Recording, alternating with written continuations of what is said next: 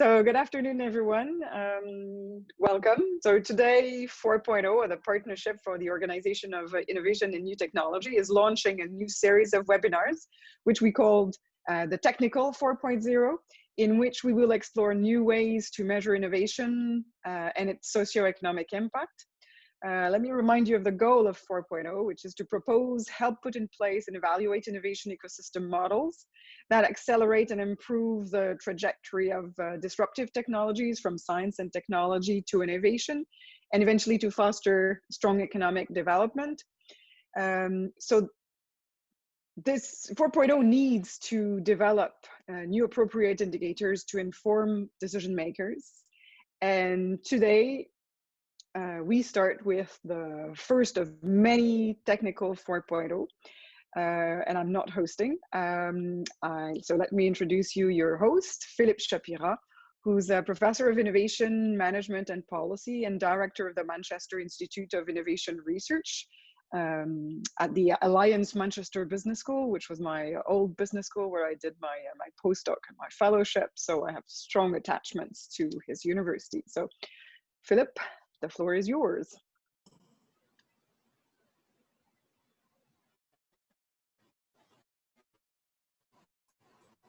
Rule number one, put your mic on. Thank you, Catherine. And welcome everyone to the session on novel innovation indicators. I think this is a topic that's really fascinating and important. It's the search for new ways to measure innovation, particularly through web-based and other internet and online-based sources, and applying data analytics to get insights about what's going on in innovation more rapidly, and perhaps telling us the things that we can't quite get from the traditional innovation statistics. What we're going to do this evening is both talk about the leading edge of the methods in developing these approaches, but also talk about the policy issues of communicating these to decision makers. So we want to kind of fill that space between method and practice. We have three great speakers. I'll introduce Mikaël, Héroux-Vaillancourt from the Polytechnique, Montreal. And Mikaël will be followed by Juan Mateo-Garcia from Nesta in the UK. And Juan will be followed by Barbara Gibbon from Innovation, Science and Economic Development Canada. So a really great lineup. If everyone could, if you have questions, post them in the chat, and to the extent we can, we'll have a few questions after each session and then have broader questions at the end. Mikaël, let me turn it over to you. Thank you, Philip. Give me just a second to share my screen.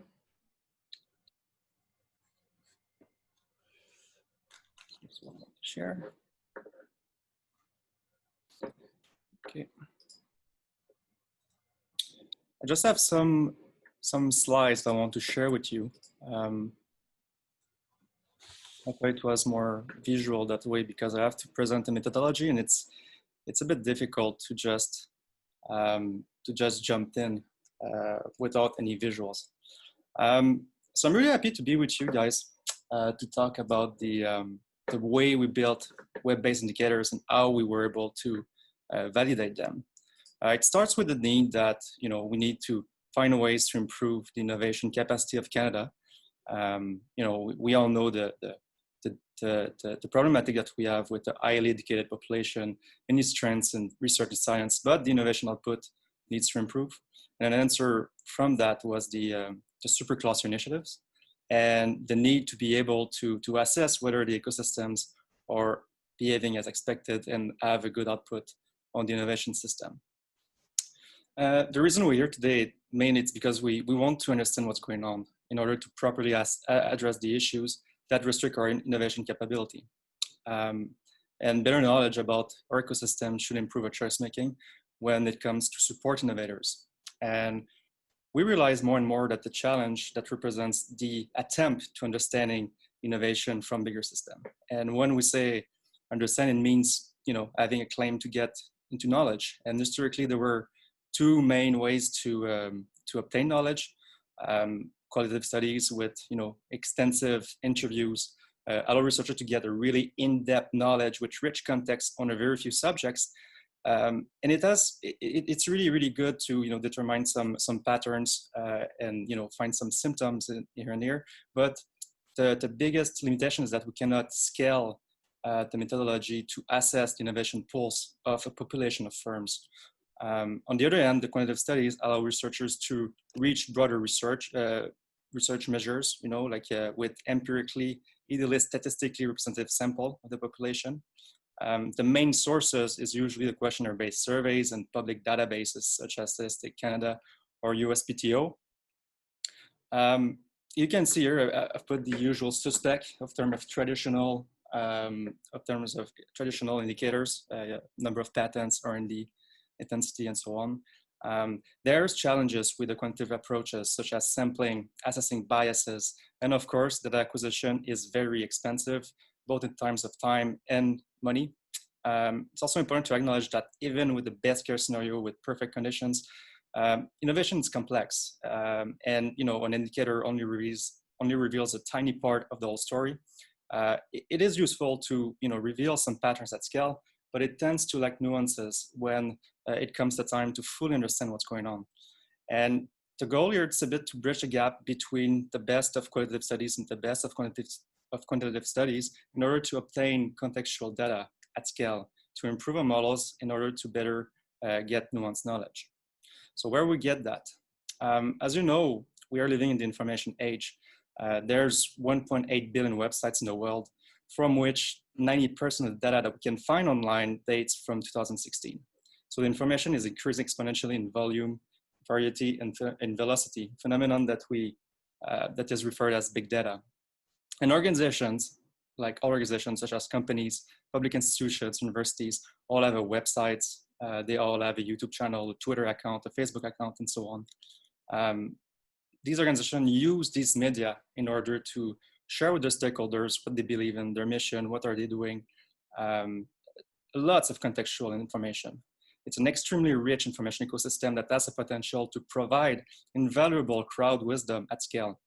It is very likely that the information that constitutes the contextual knowledge of our ecosystem is already there in front of us for free. Assuming we can properly pick up the innovation signals online, this constitutes a massive opportunity for adding much added nuance to our models. And this led us to important questions such as, can we actually gain knowledge from the aggregate signals from organizations' online content? If so, how can we do it? How can we understand its meaning? How can we make sure that what we're picking up as a signal is useful, valid, and it's true? And this research was mainly inspired by a paper by Gok and al. And Philip Shapira from 2015, use of web mining in studying innovation. So we answered these questions with an article we published in Qualitative Science Studies called Using Web Content Analysis to Create Innovation Indicators. The article describes a methodology to build indicators and to validate them. The methodology can be summarized as 4 main steps. First, we conducted a classic innovation survey on 89 nanotech firms. From there, we extracted the web content, the textual content of 79 of them. Then what we did is that we built an indicators that were thinking that it will reveal the same signals from both ends. And these indicators were R&D and IP, so really classic indicators, especially important for nanotechs. And then we used a tool called the multi-threats, multi-methods matrix, which is a validation test bench. I'm going to explain you further what is it afterwards. So starting with the web mining methodology, on every web pages, it's possible to observe recurrent themes, that are related to concepts, innovation concepts, such as R&D or IP. These recurrent themes emerge as keywords, such as R&D, research and development, researchers, laboratories, scientists, drug development, technology, and so on. The logic is the following. If these keywords related to an innovation concept wouldn't be important at all, the company would not bother to mention it. Therefore, the concept must be important to some degree to the firm. And the more we retrieve instances of that concept, the more the organization is considering the concept important. And this is a big deal because it could potentially be a signal from an organization's culture itself that determine how it considers a concept such as R&D important. So this is really quickly like our weight-based indicators construct. What we did is that we counted for every web pages all the keywords. We then divided the signal by the total number of of word per web page, and then we multiplied the signal by 1,000 to amplify it. So starting from the questionnaire, you know, our questionnaire was already built when we started this experiment.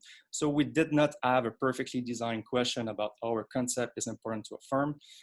Therefore, what we did is that we selected all the questions related to R&D and IP, and we combined them into an index.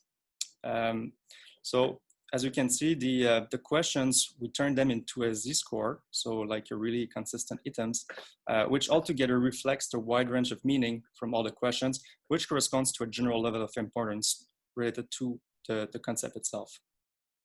So now that we have our two indicators, bear with me for a minute for explaining the concept of reliability and validity. So the main thing to understand is that a construct is a conceptual measuring instrument. So we can do an example with a measuring instrument that you all know, the measuring tape.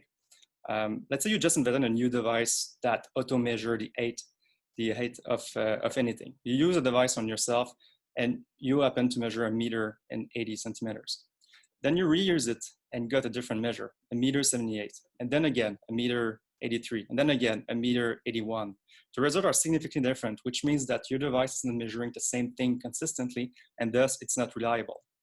Now let's say your real 8 is 1 meter 80, and after fixing your device, it does not consistently measure you at 1 meter 77. Well, it's reliable, but there's a systemic error within your device, and everything measured is 3 centimeters short. So we have a problem of internal validity. Then you wonder if you could use your weight with your device, you know, like if you could measure your weight with your device.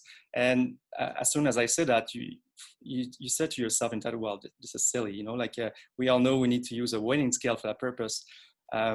Sure, using the wrong measuring instrument on the wrong object may seem really obvious in the physical world with physical quantities, but it is really tricky to come to measuring different conceptual objects, such as the importance of R&D and IP. So basically, if an instrument is not measuring the right thing, then there's a problem of external validity. And the tool, the multi-threat multi-method matrix, is a tool that allow us to just do that, to assess these different validity. So we use the MTM matrix to compare both indicators with both methodologies. The idea here is pretty simple. Like, let's say we're going back to the previous example with the device that auto measures things, and you want to verify if your device is measuring things as you expect it to do. You know, what you would do is that to compare the results with the proven classic measuring tape. Let's say the method 1 will be the device you created, and method 2 will be like the new device, the classic measuring tape. Then let's say that A will be like a sample of 30 children and B will be a sample of 30 adults. Then you will be able to compare both with two different samples and see if they behave as you expect. And there are 2 places that I want you to focus on. There's like the pink diagonal and the green diagonal. The pink diagonal is what we call the reliability diagonal. And if there's high value, it means that the measures are reliable. In the green portion, it's what we call the conversion validity. It is obtained when the measures of group A and the measures of group B with both instruments have very high correlations. It will hint that both instruments seem to be measuring the same thing. The discriminant validity is obtained when the correlations in the green portion are higher than all the other correlations in the matrix. It will hint that both instruments are measuring the right thing and only the right thing. In short, if a construct has convergent and discriminant validity and reliability, we are almost sure we are measuring what we expect to measure and only what we expect to measure. So now, instead of measuring tapes, let's do the test with our own data. So this is this is the R&D web method, and here you can see the R&D index method from the questionnaire. And the first thing you need to observe is the reliability diagonal was actually not an important factor in analysis, since it was statistically irrelevant for both methodologies. I wanted to share it with you because it's a concept that is important for construct validation, but for this specific studies, it was not. Looking at the green portion, we can see that R&D index and R&D web is correlated at 0.419, which is really high. And we can see 0.52 with IP index with IP web, which demonstrate a convergent discriminant validity of our construct. So to conclude, our R&D and IP indicators are picking up the same or a very similar signal. Although we just demonstrated that we could use these indicators from the web as a substitute, it is much more interesting to consider the complementary nature of these web-based indicators to traditional indicators, which is very promising for future studies. And these specific web-based indicators will add better organizational context when it comes to understanding how traditional indicators performed. And as I mentioned earlier, this could potentially be an actual signal from an organization's culture, which will be very interesting to assess. And just finally, the web represents a rare opportunity to add context, nuances, and diversity to quantitative studies, which are so much needed to making sense of complexity and helping our society making better choices when it comes to innovation policies and practices. Thank you for your time and attention. Thank you, Mikaël. That's really important work because lots of issues come up about what's the reliability of these new methods compared with traditional methods, which also have reliability questions. So you're right at that important point. If there's a question, please pose in the chat or just unmute yourself and ask it. I have a question for you, Mikaël, as I wait for any other. You know, in some of the work we did, we found that the web suggests that companies do more R&D than would be reported from official statistics. And I'm just wondering how you deal with that conundrum. If you've, so did you, in a sense, did you find that the web results, for example, on R&D activity or patenting activity, were the same as or higher than you would have got from a questionnaire? It's a good question. I think that our sample is really high technological, you know, like SMEs, and they want to signal, you know, like their activities. So in our end, it was quite apparent. Like the words were coming up more than you would expect in other, you know, range of firms. I'm doing actually another, I'm using another sample right now from more generalized companies. And to be honest, I'm not finding as much of that signals. But maybe it just means that these firms are not doing it. So it's a bit difficult to really determine whether or not, you know, like it is because they're doing it or not, or if they're just saying it for marketing purpose or for signaling that they want to receive investment, which is the case possibly in the nanotech. But it did correlate with the survey's answers. So.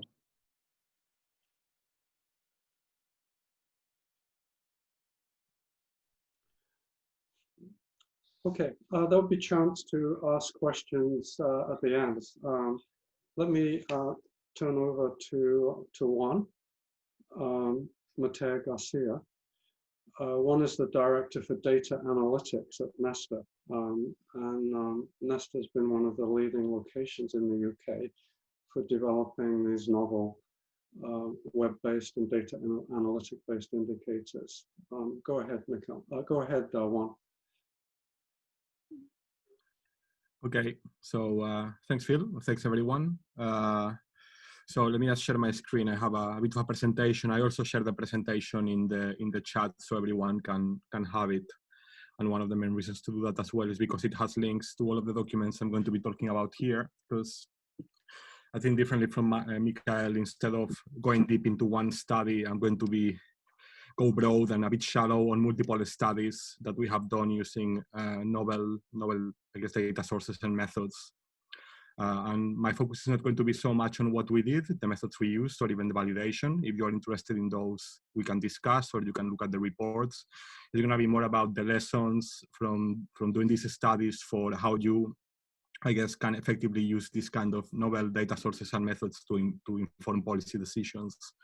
And to be very much focusing on, for these four things I'm going to be talking about, it's almost going to be a bit of a post-mortem. What we did, what worked, and what didn't work, and what we learned. So let's get started. And I guess, I mean, just to set some context and very much along the lines of what Mikaël said. So obviously, when we're looking at research and innovation activities in a complex innovation landscape, we can use traditional data sources like based on standard industrial classifications, business surveys, administrative data, bibliometrics. And obviously, we know that this data has many wonderful features that make it very useful, like the data is relevant, is well structured, aggregation removes noise, makes it relevant for national and regional audiences. But it also has limitations. Obviously, we know that it is biased, it misses hidden innovation in other industries. It's rigid. If you want to analyze an emerging industry, a new sector, it's very difficult to do within standardized taxonomies. And this also can be quite coarse, it can be too aggregated. For example, you get a national indicator telling you about innovation in a whole country when we know that innovation activities can be quite heterogeneous and the geography of innovation can be very spiky and the sectoral distribution of innovation can be very spiky as well. So obviously, we get all of these novel indicators coming up and we get very excited about them because they are more, web and social media data. We can analyze them using text mining, things like that. They're more inclusive, capture more sectors, they are more flexible. We could in principle use them to understand emergence. They are very granular. Some cases they are almost like firm level information or even individual level information we can use to understand what's going on and get that context that Mikaël was talking about. Obviously, they also have limitations. They are still biased. It's just different types of biases, for example, about who's participating online, who's participating in social media, how do these things evolve over time, and to which extent does this evolution tell us about the evolution of the activity we're interested in or the evolution of, for example, participation in a platform or use of a technology. Some of these indicators can be quite complex, so hard to estimate and communicate, and I'm going to give you an example of that a bit later. And also can be quite noisy. It's great that you can go down to the level of individual companies or individuals, but actually then you're going to start to see the errors, and that can, I guess, have a negative impact on trust around these indicators because you can really see the mistakes and the problems in a way that you can't see with the official statistics, which are aggregated and in a way like hide some of that. So Nesta has been exploring opportunities and challenges with these indicators for 5 years. So we have been doing a lot of the technical work. We have a team of 10 people, data scientists, developers, policy experts doing the technical work, but also very importantly, very focused on, I guess, communicating with policymakers and trying to influence policy decisions with this work. So I'm going to be telling you what we have learned by doing this. The first study I'm going to mention is about mapping the UK games industry. And by the way, I'm going to be showing you some charts, but I'm not going to be getting a lot into the content of the charts because we would run out of time. If you're interested in all of this, you can look at the links just to illustrate that you can generate very pretty pictures as well with the novel data sources and indicators. But what we did in this study is use data from gaming review sites to map the UK games industry. So collect data from gaming review sites, match the names of the companies with companies in the UK, and then look at their geography. What worked in this study is that we really showed how the standard codes that we use in the UK to measure the games industry was missing lots of companies and was precisely missing companies that maybe were developing for new platforms like apps, like tablets, like things like that. So in a way, like some of the most exciting kind of segments of the sector were being missed out by the traditional codes. And actually the industry liked the study so much that they used it they scaled up the method and built an online map of the games industry that was updated almost like in real time. So the industry saw value on this almost like from a commercial side, so they scaled it up. some of the things that were limitations and maybe made it decreased our ability to impact on policy was the fact that these indicators didn't capture economic impacts of the sector, like employment, turnover, GVA. In the UK, even when you link all of this data with, say, the business registry, in the business registry for if you have companies with less than 50 employees, you don't get any financial data. So what this means is that you're not really able to, for a sector that has lots of like SMEs, like video games, you're not really able to construct estimates of the economic impact of the sector, and that it makes the study less interesting for policymakers and also less interesting for, I guess, other important audiences. And then also, you know, the thing is, when you're using this kind of method, it's hard to estimate a company's level of involvement in video games versus other activities. You know, if, say, you have an app developer who makes a video game, like what percentage of what this developer doing is actually video games and what percentage is something else. Like lots of people from the more traditional side of the games industry told us, oh, you know, all of these new companies that you're capturing are not real games companies. So we got into a bit of an argument with them. And obviously it was quite difficult to use the data like that we had collected to say, this is definitely a games industry company. This is like X% of its activity or economic turnover derives from video games. So it was something that we couldn't really pick up through the method we were using, which was purely based on web data. The second study, we tried to address this. Oh, well, and then obviously the method is very hard to scale to other sectors because it's very reliant on, I guess, like, you know, like review sites and things which are specific to games. Second study, when we were mapping the immersive economy, so looking at industries like video game, like virtual reality, augmented reality. Again, this doesn't exist in industrial codes, so very hard to study using official statistics and data. So in this case, what we did was use business website data to generate a sampling frame, a list of companies, and then we did a survey with them. And basically what we then did was use the survey responses as a labeled data set. We trained the machine learning model on that, and then extrapolated the responses to the rest of the population of respondents. So I think like what worked with this one was that because we were doing the survey, we were actually able to identify specialist immersive companies, and because we were asking them about employment and getting the survey responses, and then scaling up to the rest of the sector allowed us to look at overall employment in the sector. So in a way addressing like the previous limitation I mentioned. And also because we were asking them in the survey, we were able to obtain policy relevant answers about drivers and barriers to growth, participation in policy programs and things like that. So that was quite useful. What didn't work? So it was very hard to capture adopters who don't talk about technology used in their website, like a company that is using virtual reality, but doesn't mention it in its website. It's very hard to capture here. So this works much better for looking at development of technology rather than diffusion. Yet we know that diffusion is super important if these technologies are going to have an impact on productivity. And also our final data set, because of the business sources, included some non-commercial organizations like universities, like NGOs. And again, you know, it was this thing where, you know, some people would look at the data and see universities, see NGO and be like, oh, you know, what's going on here? And it's like this idea of noise in data, in this kind of novel data sources that can mean that errors creep into the data. And then when people look at them, maybe they lose a bit of trust on the data. So that was like an issue that we face here.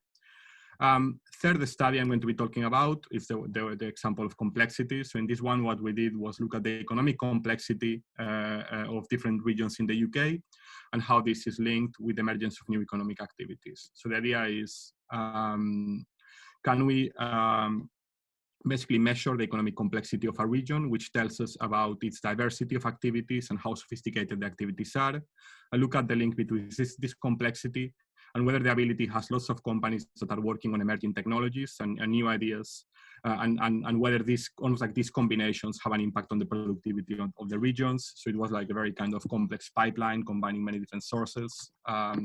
What worked is that we were able to produce a geography of emerging technology activities in the UK, and we basically showed, you know, this link between these three variables, and that's what like this like weird kind of 3D kind of plot is showing you on the side, and you can, if you want to get into the details, you can look at the paper. So it was like a nice, maybe more academic kind of study.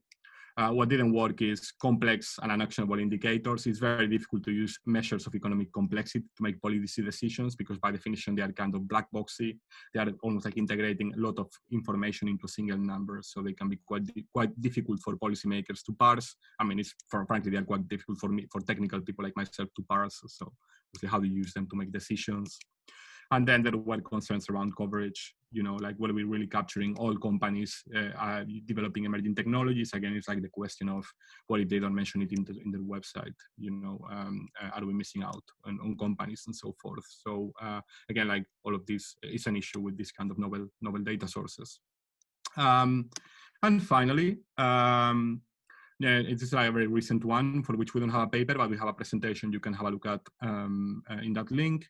In this one, we were measuring the economic impact of COVID-19 with business website data. So what we did is take business websites and extract keywords from them, almost like identify keywords that were relevant for different industries, and then run those keywords against Google Trends to look at search trends for different industries. And basically the idea was to use that to look at, okay, whether, say, the search trends have experienced a big decline since March with the arrival of COVID, that suggested that these companies were more highly exposed to COVID. And also we use this information to think about, okay, what companies, based on what they do, have opportunities to diversify away from what they're doing and maybe avoid like COVID-19 related bottlenecks. What worked with this study, it was really interesting set of findings, like really timely kind of like data, making it possible to generate interesting indicators about exposure to COVID at the sectoral level and also at the local economy level. And we are working with government in Scotland right now to scale up this analysis and give them some indicators to inform decisions. Produce some really nice visualizations. You can click to have a look at those to enable deeper explorations of this rich data. What didn't work? We were also looking at the COVID notices that businesses post on their websites. And actually we found that these were very difficult to interpret. Some of the results were not very intuitive. So some more work to do there. And also like when we drill down at the firm level, some of the results were quite noisy. So, we find that at the sectoral level, at the regional level, like results make sense. When you look at specific companies, things start to become a bit noisier and a bit harder to interpret. So something to bear in mind. Obviously, we are still working in this project, so we'll keep you posted about new results and maybe how do we deal with some of these issues. Just to conclude, so I guess what are the takeaways? I guess one thing that's hopefully clear from this presentation, the idea that combining data sources, web data, official data, surveys is much better than focusing on a single data set. Super important to be open and transparent. We are making lots of decisions as we collect and analyze this data. So we need to make sure that all of the decisions we make are super transparent. So everything we do is open source. And as much as possible, we share the data we're working with. So you can look to our GitHub to get all of that information. Importance to collaborate with domain experts at all stages to triangulate, to validate. For example, in the games project I was talking about, we were doing this together with the games industry, and really they helped us to identify issues, identify problems, and improve our analysis. And obviously, a lot of this data is very rich, and it's very nice to make it interactive and explorable. So we think that there's lots of opportunities to do that. So not just write a report, but build a visualization, build a map that people can use to explore the data. And finally, just thinking about the future, and I know that I'm a minute over time, so I'll be very quick. I think that there are lots of opportunities to integrate this data better with administrative and operational data, like say from innovation organizations. Look at diffusion as well as research and development. We're very interested in using online job ad data to look at how businesses are almost like acquiring capabilities to work with different technologies. Maybe that tells us something that we're not able to get from their websites. And obviously predictive analysis, real-time analysis, visualizations and simulations, that help to maybe not just understand what's going on now, but maybe what might happen in the future is also something that we think is super exciting and that we're exploring. So yeah, that's it from me. Thank you very much, and sorry for overrunning a couple of minutes.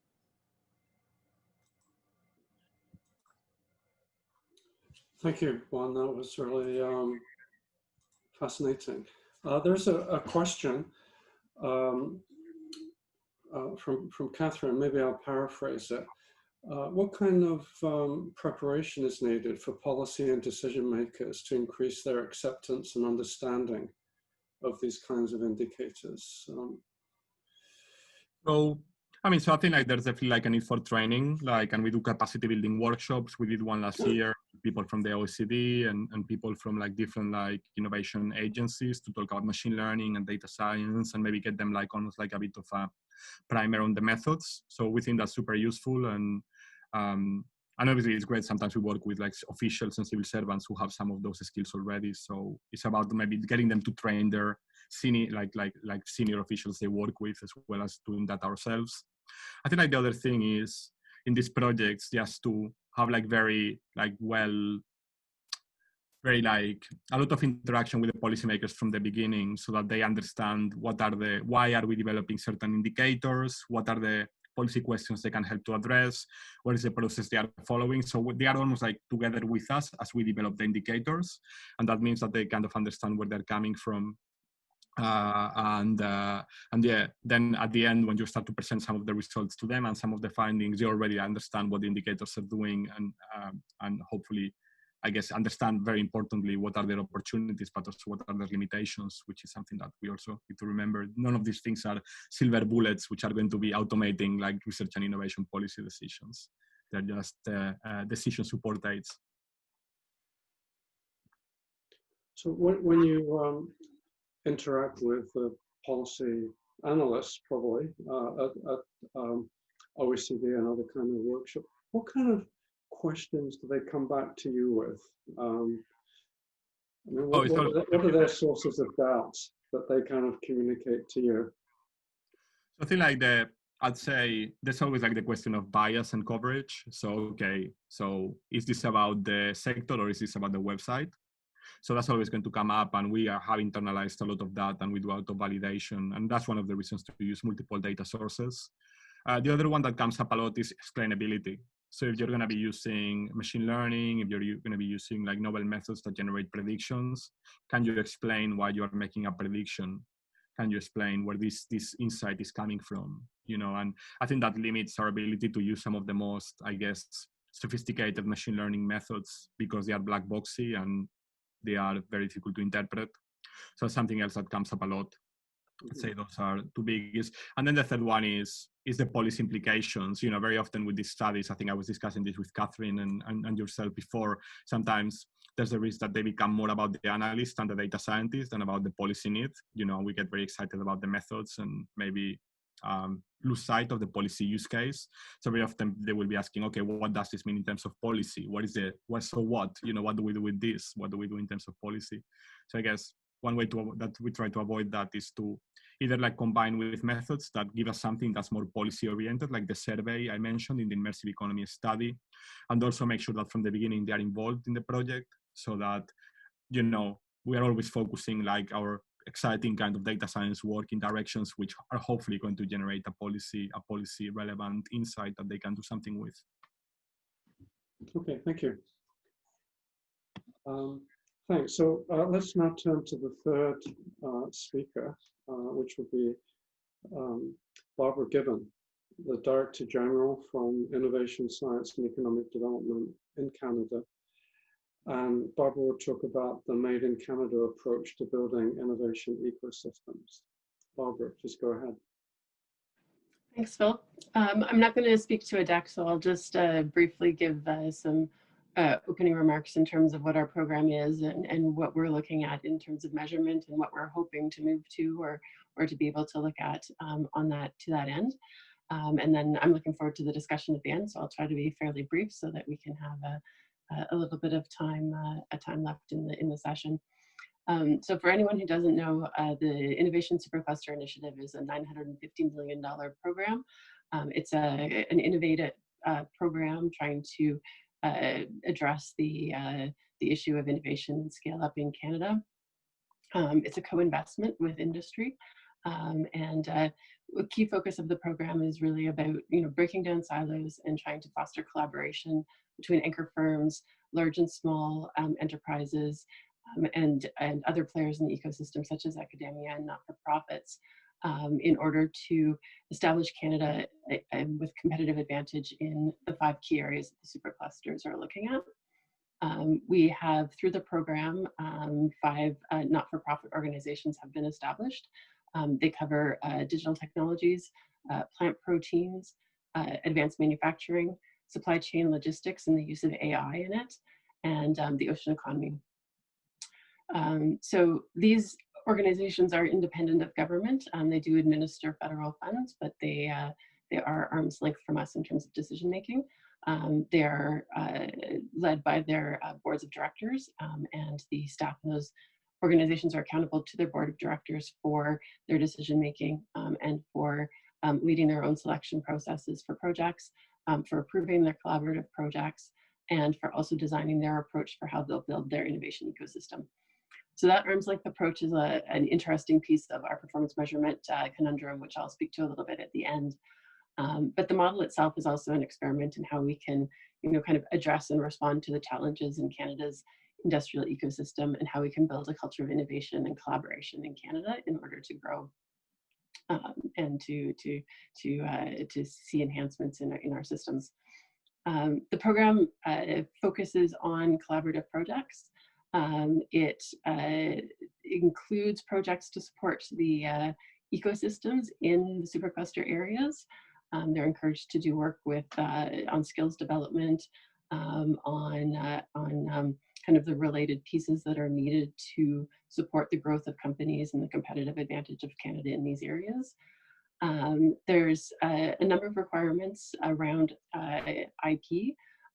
Because we're looking at collaborative projects, the projects all need to have arrangements in place on how the project partners will manage IP.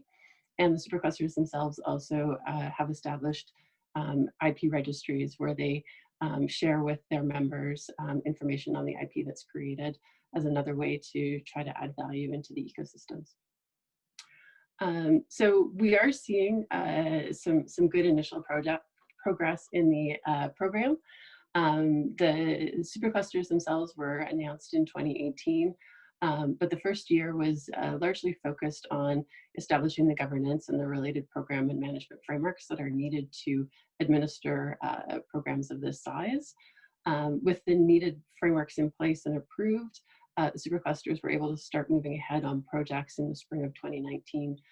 So we're really just a year and a half into actual operations with projects and activities with the superclusters.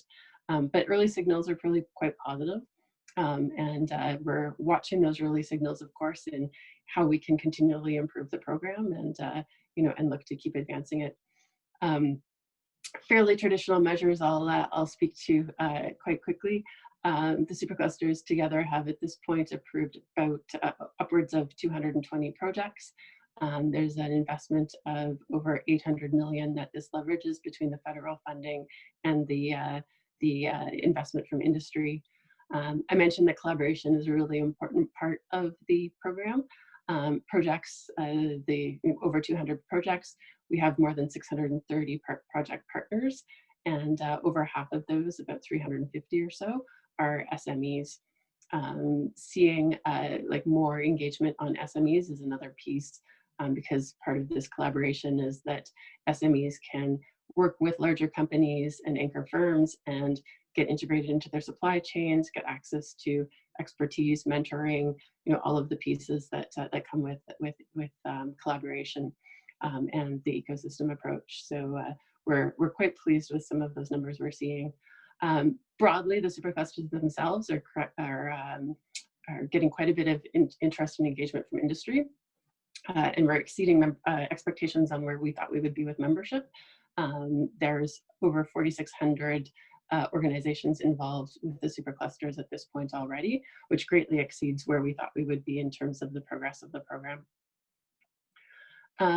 The program also has a requirement on matching funds. So there is a federal investment that the superclusters manage. They are also expected to bring to that industry matching funds. The program is quite flexible. Each project doesn't need to have matching funds. The superclusters have the authority to kind of make decisions on how they go about that.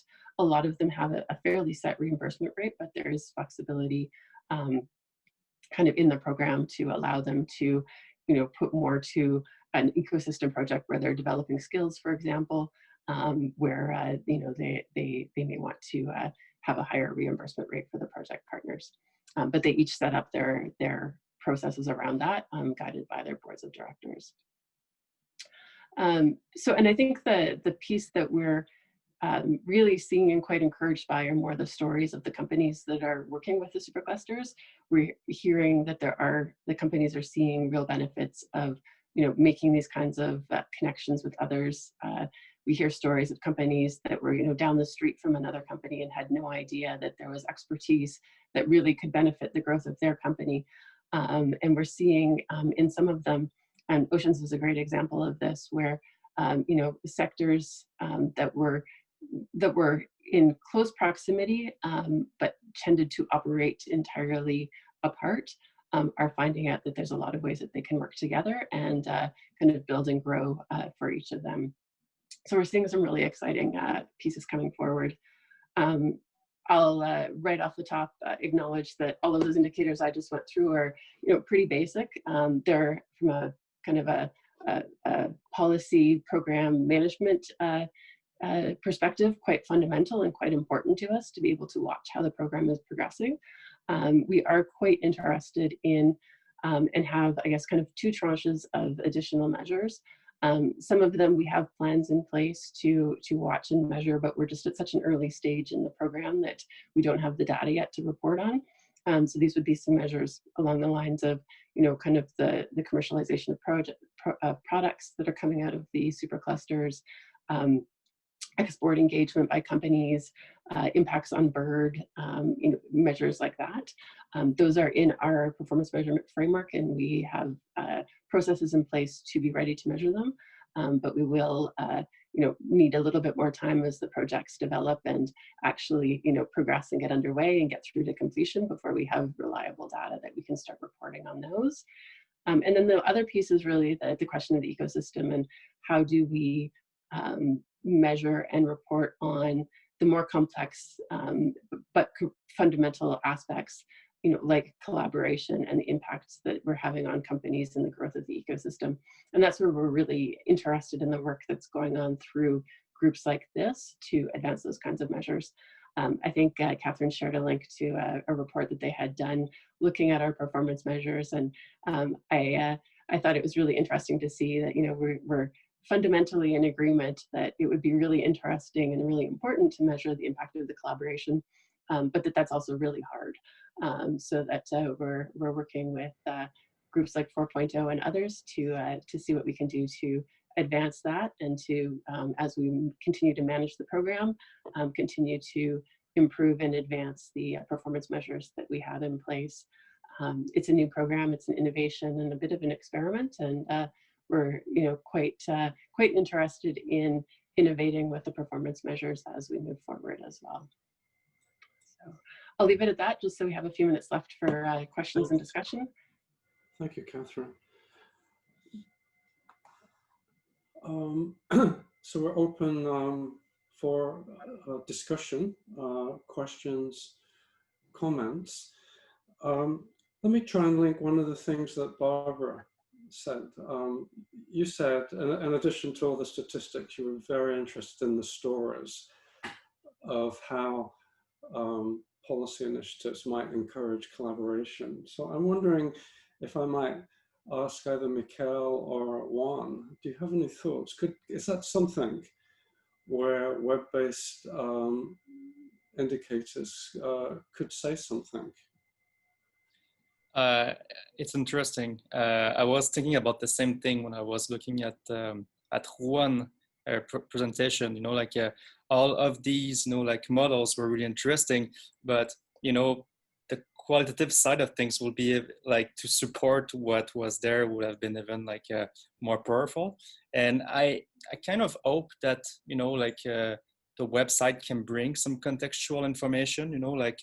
In terms of clustering the kind of topics that is discussed in a wide population of websites, be able to, see the big trends of types of discussion that is happening on websites, with time, when COVID happened, in the blog of these companies and how it affect other measures, and be able to have a more complete story.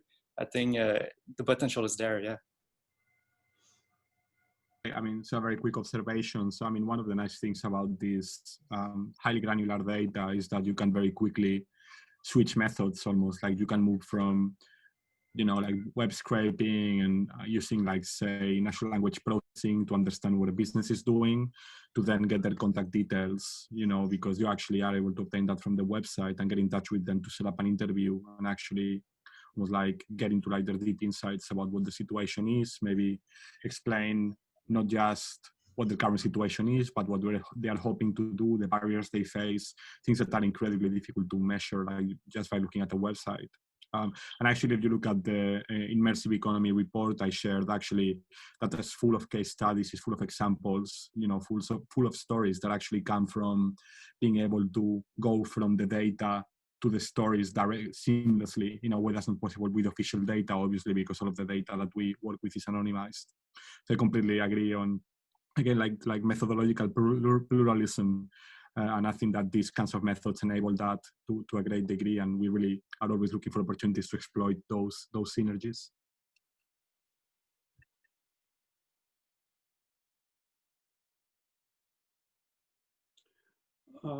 Catherine, I see you're posing a few questions. Maybe you'd like to ask one of them. I was wondering, Barbara, you mentioned interdisciplinary collaboration, and I was just wondering how the firms and the superclusters organize themselves to foster this interdisciplinary work, because we're clearly breaking down silos. But how do they work? How do they manage to do that? And yeah, I mean, it's a great question. I think that a couple of pieces come together with it. First, the whole premise of the supercluster initiative is that the superclusters themselves are industry-led. So their boards of directors are comprised of industry reps and independent reps, but it's not it's not a government board. The supercluster staff actually spend quite a bit of time engaging with the companies in their ecosystems, holding info sessions, holding matching events, and trying to bring together the companies so that that they're having these discussions. It's quite an interesting point, because it turns out that that's where they are spending, as the supercluster teams, the bulk of their work is on kind of working to establish these the connections between the companies, and then to have those connections lead into project proposals for collaborative projects. It certainly isn't something that just is happening organically, but what we do find is, because the superclusters are industry-led, they're very closely engaged with their ecosystem, and they're kind of very much well positioned to be doing this type of work and bringing these organizations together. We actually saw a really great benefit of it during the early days of COVID. 3 of our superclusters, the digital one, the advanced manufacturing, and the supply chain logistics scale, pivoted really quickly to launch program streams or project streams for COVID, or projects to respond to COVID. And they were able to, engage their industry, get projects in, sometimes match companies together to be able to advance a project where there was, an interesting idea, but it needed, a piece of expertise from elsewhere. And they launched quite a number of projects to respond to COVID. We were really excited to see that kind of nimbleness of the approach, and that connection that they had with industry, and the way that they know their ecosystems is, a really big piece of that. But it's taken time. It's going to continue to take time, and it is a significant amount of work that they're doing to make that happen. Thank you. I have a question. This one is going to come Juan's way, but although anyone can answer it. I listened to a really fascinating talk 2 days ago by Sir Patrick Vallance, who for Canadians is the chief scientific advisor, and has of course been very prominent in COVID. And he was reflecting about preparation for another pandemic. What has he learned? And of course he talked about data, the importance of data.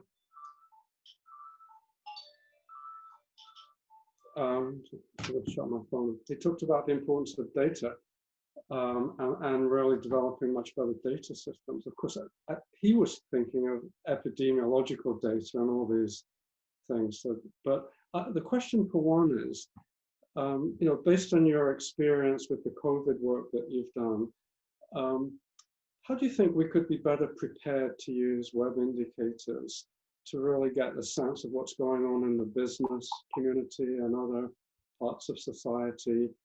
You know, if we encountered another pandemic again. I mean, are there some lessons you've learned from your COVID work that with more time and more preparation, you'd like to have a much better infrastructure to kind of work on this kind of thing? Yeah, so actually there's a OECD event from the Technology and Innovation Platform group on the 9th of December where I'm going to be speaking, and it's going to be talking very much about new tools to increase societal resilience and thinking about COVID, but also their shocks and how do we, I guess, create a situation where it's almost like we're collecting this data in real time, and when the shock happens, we can analyze and respond instead of doing what we had to do for this project, which is the shock happens and then we need to create infrastructure to collect the data, then we collect the data, then we analyze it.